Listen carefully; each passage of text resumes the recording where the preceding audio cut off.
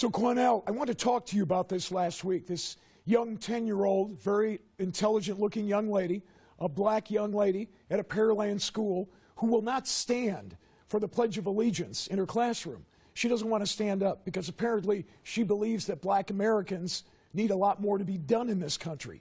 She is not willing to support the black Americans that have fought and died for this country. You know what I believe, Cornell? And I know you supported her publicly, but you know what I think? I think at 10 years old, she has no real understanding of what America is. So I wonder if her parents have sat her down and explained what Americans have given their lives, white, black, red. It doesn't make any difference.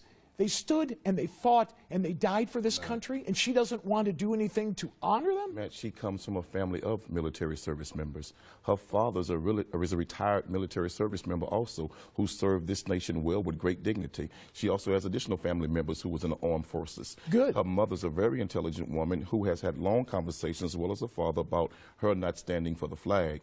What white people need to understand Just is that, white people? Yes, please. Let me explain.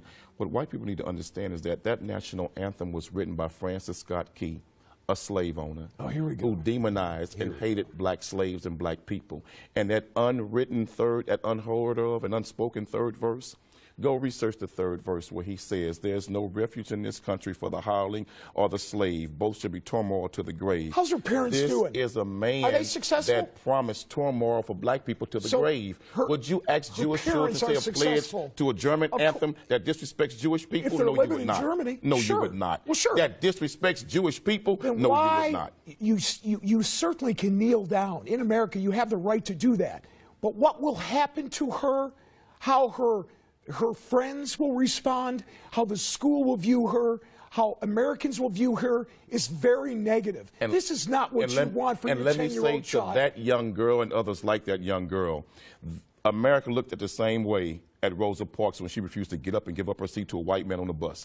But history vindicated her. History vindicated her. America demonized Harriet Tubman for freeing slaves from slavery, but history vindicated her. So I say to that young girl, you stand strong, stand up, and stand for what you believe in. And to all of those who are too coward to do it, don't get in that young girl's way. Others like her, support that young girl. What would you like her to say to the men and women who have fought for this country like I ran into over the weekend? The black men and women who fought for this country, and some who gave their lives. And ask the black men and women who served America in its military, like in the Independence War. We helped America get it, and we were still slaves afterwards. Ask those in Vietnam who gave their war on Vietnam battlefields, but then came back and was called niggers in their own country.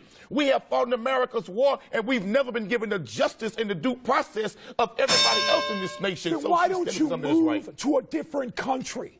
Why are you staying here if you don't like it? Let me tell you why. Because the country belongs to Indians. You white folks stole it from them, raped and robbed their people. This not your country. You all came over here and stole it and beat the hell out of them. So this not your country. It was my country. You all need to go home. If you're you all need to go back where you came from. If you don't like it, why don't you pack up and go? Let the Indians decide who should pack up and go, and I guarantee you black folks will stay, and you all will be on the first damn boat leaving here. So don't try that, brother. You all didn't make America. This is not your country. What you should do is sit down with someone who has fought for this country, Cornell. Get their opinion, too. Tons of black people have, and what have we gotten from it?